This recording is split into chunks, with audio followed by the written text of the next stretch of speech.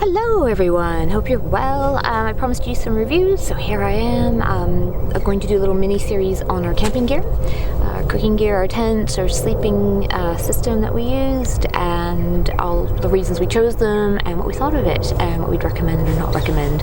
So today I'm going to start with the sleeping mats. I guess I'll show you a little clip about how I sleep in general. I'm a cold sleeper, so a little clip for you to show you that. Might be the last night in the tent. It's a bit of a cold one because Nathan left the tent open. That's fine. It's not cold. Nathan sleeps like this, short sleeve t-shirt. I'm just woken up. And he's warm. I sleep with a hat on. And I'm cold. And a cashmere sweater. I sleep cold.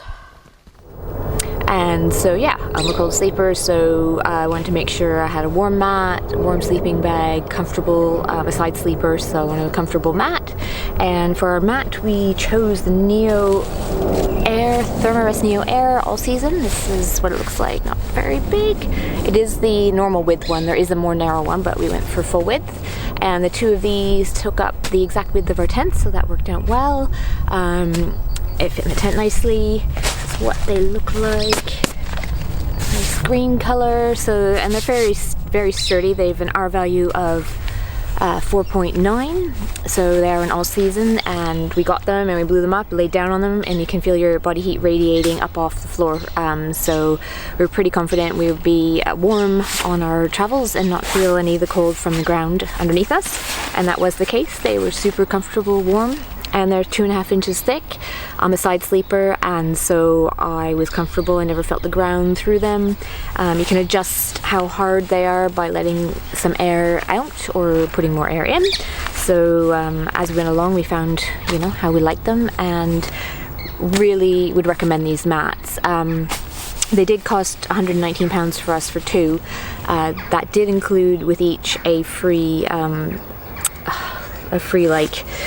It's like the smallest hairdryer in the world, the pump, a little mini battery operated pump, and we were glad to have those because you could just let the mats pump themselves up as you set up the tent, and it also, we believe, would increase the longevity of the mats themselves by not letting the moisture from our air inside the mats. So we're happy to have the pump.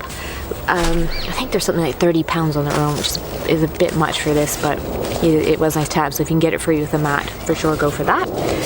Separately, we bought this strap system so that we could strap them together. This is the official Thermarest version. I'm sure you could rig up your own system.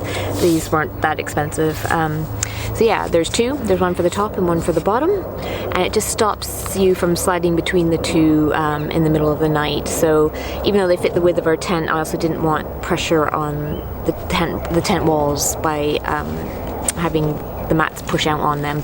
So it did make a difference. We didn't put them on a few times when we were just super tired and being lazy, and we did notice a difference. You'd slip between the mats, and it was more comfortable just to have them strapped together. So definitely recommend getting the straps. And it came with a patch kit, but they're pretty sturdy mats, and we only ever use them inside the tent, so I think you'd have to be pretty rough with them to actually puncture them. But yeah, we brought them the puncture kit just in case, and then when we got home we washed them in the tub, and they came out really well. They look pretty good for 3 months on the road. So we're very happy. We definitely recommend them. This mat is harder to find, so I do believe they may be phasing it out in favor of the 2017 version, and I'll link both of those below in case you want the full specs and details.